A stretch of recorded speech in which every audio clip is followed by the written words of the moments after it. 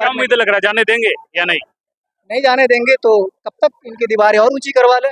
देखिए किस तरह से, देखिए फिर से आप सामने देख सकते हैं गेट को किस तरह से यहाँ जाने की कोशिश की जा रही है।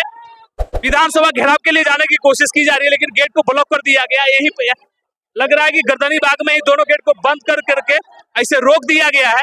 आज हमें अपने ही सरकार से कहा जाए, अगर एक अमूमन अगर कहा जाए तो इसमें कहीं गलत नहीं है कि नीतीश कुमार जो है बहुजन समाज से आते हैं।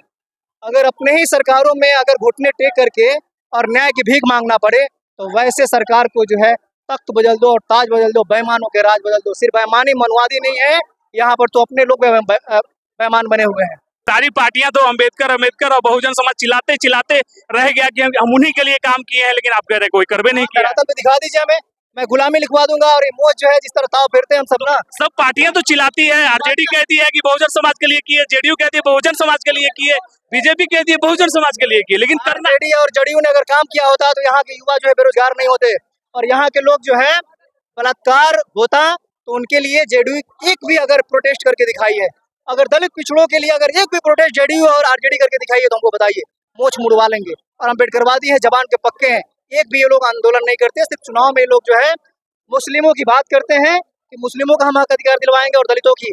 और शर्म की बात तो ये है कि यहाँ के दलित लीडर वो भी जो है बेशर्म बन करके बैठे हुए हैं। मैं कहता हूँ कि आप जो है आरक्षित सीट से जीत करके जाते हैं और आपको शर्म नहीं आती है सदन में अपने लोगों की बात करते हुए। आज एक बात बताइए, इतने बैकलॉग अभी तक हैं, भरा नहीं गया। आप बताइए कि ठीक है, मैं मानता हूँ कि चौकीदार दफादार के जो है अभी ये मामला आया, किसी ने बोला? अगर आप सरकार में जो लोग हैं वो भी नहीं बोल रहे हैं और क्या क्या मतलब इसका विश्वास किया जाए, वो बोलेंगे तो उनकी बात हो जाएगी। वो कभी भी नहीं चाहते हैं। और सबसे बड़ी बात है कि जेडीयू और आरजेडी, बीजेपी को तो छोड़ ही दीजिए, लीडरशिप दलितों का और मुस्लिमों का इनको बर्दाश्त नहीं। नमस्कार दोस्तों, आप लोग देख सकते हैं कि जय भीम वाले जो है आज सारे पहुंच चुके हैं विधानसभा घेराव के लिए। आप देख सकते हैं कि तमाम लोग इस गेट पे उस गेट पे दोनों गेट को ब्लॉक कर दिया गया है। मतलब इन लोगों को समझिए कि रोक दिया गया है विधानसभा जाने के लिए। अब बताइए इन लोग क्या कहना चाहेंगे, क्या लग रहा है सर? गेट दोनों ब्लॉक कर दिया गया है, जाने नहीं दिया जा रहा है। भाई क्या करेंगे, इसके अलावा क्या कर क्या सकते हैं नीतीश कुमार? गरीबों को, ये जितने गरीब लोग हैं, गरीब जो दारू पी रहा है उसको उसके ऊपर लाठी चलाई जाएगी। आप देखेंगे कि चारों तरफ जो है जो बड़े बड़े फॉर्च्यूनर में पी कर घूम रहा है उसको कोई नहीं छेड़ेगा, टेम्पू पे घूमने वालों को लोग छेड़ रहे हैं। मैं मानता हूँ कि शराब पीना गलत है, लेकिन कानून सबके लिए एक होना चाहिए। और ये जो लड़ाई है आज हमारा 6 सूत्रीय आज मांग है, जो कि बुनियादी मांग रही है हमारी शुरू से, इसी की लड़ाई हम लड़ते आ रहे हैं। लेकिन सरकारें कोई भी आई हो, बात तो सब करते हैं लेकिन कोई इस पे काम करने के लिए काम नहीं करता। दलितों की हत्याएं हो रही है, महिलाओं का अपमान हो रहा है, हमारी जो बुनियादी चीजें वो आज तक पूरी नहीं हो पाई। शिक्षा जो है 0 स्तर पे है, न्याय जो है 0 स्तर पे है। थानों में जाने पे हमारे लोगों को मारा जाता है, पीटा जाता है, तो हम जाएंगे कहाँ? आज जो ये हमें घेर करके रखे हैं, कब तक युवाओं को घेर करके रखिएगा? क्रांति एक ऐसा सैलाब है, ये 4 दीवारी जो है ये हमें रोक नहीं सकती है और आपकी लाठियां और आपके जो है गोली बारूद ये नहीं रोक सकते हैं। विचारों की क्रांति इतना खतरनाक होती है कि बड़ी बड़े सरकारों के जो है चूल्हे ला करके रख देती है। और हम लोग जो है आज युवा आप देख रहे हैं, भीम आर्मी का जन सैलाब। अब वो वक्त नहीं रहा कि आप जो है लोगों को अंधेरों में रखेंगे। हम अपना हक अधिकार छीनना जानते हैं और छीन करके लेंगे। और दर्द तो यहाँ पर है कि अपने लोगों से ही लड़ना पड़ रहा है। बहुजन समाज की सरकारें जो है आज 30-35 सालों से है बिहार में, लेकिन इन लोगों को अपने लोगों से मोहब्बत नहीं है, इनका सिर्फ वोट चाहिए। इलेक्शन के समय में बड़े बड़े डिंग हाँकते हैं। हमको तो ऐसा लगता है कि मोदी ही जुमलाबाज था। यहाँ पर तो जो है बहुजन समाज के लीडर जो है वो भी जुमलेबाज है। वरना हमारी मांगे हैं कि चौकीदार और दफादार की जो वैकेंसियाँ पहले जैसे होती थी वैसे ही कराई जाए और हमारा जो आरक्षण पदोन्नति में जो आरक्षण था उसको लागू करवाया जाए। और हमारे जो स्टूडेंट है उनके लिए जो पद खाली हैं पहले से, उसके लिए वैकेंसी निकाली जाए। SC/ST एक्ट में आज भी बहुत सारे ऐसे पेंडिंग पड़े हुए हैं केस, उसका जांच करवाया जाए, चार्जशीट और उनको मुआवजा दिलवाया जाए। ये तमाम हमारी मांगे हैं जिसको लेकर के हम आए हुए हैं और इन्हीं सारी मांगों को लेकर के हम लोग हमेशा से यहाँ धरना देते हैं, लेकिन सरकार हमें इंसान नहीं समझती है।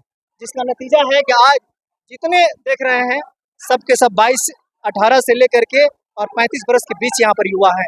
और युवा जब भविष्य जिस देश का होता है ना, वो रोड पे उतर आता है तो समझ जाइए कि सब कुछ बदल जाता है। एक सवाल, कौन सी सरकार ऐसी सरकार आएगी जो युवा को रोजगार देगी, आपकी बातें सुनेगी। क्या है कि बहुत सारी सरकारें आई 70 सालों में, लेकिन कोई सरकार ऐसा आपको नहीं लग रहा जो कौन सी सरकार ऐसी आएगी जो आपकी बातें सुनेगी? अम्बेडकर की जो विचारधारा वाली सरकार होगी ना, वो चाहे नीतीश कुमार के रूप में बैठेगी या चंद्रशेखर आजाद के रूप में बैठेगी केंद्र में, या किसी अन्य की, जब तक विचारधारा सही नहीं होगा। अम्बेडकर साहब को लेकर के जितने भी पार्टियां हैं सारी वोट लेती है, जितने भी पार्टियां, चाहे वो जेडीयू हो, आरजेडी हो या बीजेपी हो, लेकिन अम्बेडकर साहब के नाम पे वोट सारे लेते, लेकिन काम कोई नहीं किया है। कहीं ना कहीं पिघलाने का काम किया है बहुजन समाजों को। इलेक्शन में सिर्फ बाबा साहब का नाम जय भीम बोल देना और अम्बेडकर क्लब बना करके और लोगों को सिर्फ इसी समुदाय को जोड़ना, इससे अधिकार नहीं मिलते हैं। जय भीम तो आज सब लोग बोलते हैं, सदन में इतने सारे लोग इस बार बोल रहे हैं, लेकिन बोलने का काम एक ही आदमी कर रहा है, चंद्रशेखर आजाद रहमान। मैं तो कहता हूँ सबको अधिकार मिलना चाहिए भाई, चाहे वो फॉरवर्ड हो, चाहे बैकवर्ड हो, चाहे दलित हो या पिछड़े हो, सम्मान, एक तरह का न्याय की व्यवस्था करवा दो सबके लिए। जो न्याय की व्यवस्था जब हो जाएगी, सबके लिए अस्पताल एक तरीके से हो जाएंगे, सबके लिए शिक्षा की व्यवस्था एक जैसे हो जाएगी, तो मैं कहता हूँ किसी चीज की जरूरत नहीं पड़ेगी। बात सिर्फ अम्बेडकर की नहीं है, बात यहाँ पर है कि अम्बेडकर के नाम लेना और उनके विचारों पर चलना। केंद्र में बैठे हुए लोग जो है, आज बीजेपी भी अपने कार्यालयों में जो है बाबा साहब के फोटो लगाती है। आज मजबूरी हो गई है, अम्बेडकर का नाम और संविधान का नाम लिए बगैर किसी की राजनीति चल नहीं सकती। कहीं भी देख लीजिए, किसी भी सीट से, जनरल सीट से दलित और मुस्लिमों को जो है ये लोग जितवा करके भेजते हो, तो बिल्कुल नहीं। इनके नियत करने और कथनी में जो है फर्क है, इसीलिए आज हमारा समाज जो मुख्य धारा से नहीं जुड़ पा रहा है। क्या लग रहा है बहुजन समाज अब जो है नई पार्टी जो आई है उस पर भरोसा करेगी? हाँ वही चंद्रशेखर हाँ आजाद जी जो है संघर्ष कर रहे हैं। कौन ऐसा राज्य होगा, कौन ऐसा जिला होगा जहाँ चंद्रशेखर जी नहीं पहुंचते होंगे? वो एकमात्र लीडर है जो इनकी टीम और वो पूरे भारत में काम करते हैं। और वोट के लिए हम लोग काम नहीं करते, कभी भी फर्क ही नहीं पड़ता कौन समाज वोट देगा कौन नहीं देगा। हम सत्य के लिए लड़ते हैं, अधिकार के लिए लड़ते हैं, तो चाहे कोई भी हो। अगर कोई भी आदमी, मैं कहता हूँ कि कल को अगर ब्राह्मण भी आएगा न्याय के लिए ना, तो उसके लिए भी न्याय के लिए लड़ेंगे। ये तो टैग लगा हुआ है ना कि सिर्फ बहुजन समाज के लिए लड़ते हैं हम लोग।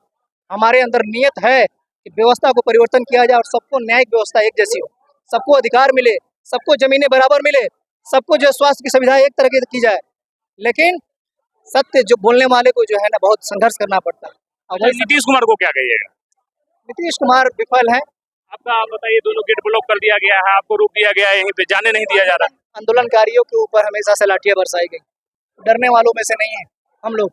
आपने देखा बारिश इतनी तेज हुई, सब कुछ भीगा हुआ है, लेकिन अधिकार की लड़ाई है, मौत भी आ जाए तो कोशिश रहेगी जाने की? बिल्कुल रहेगी।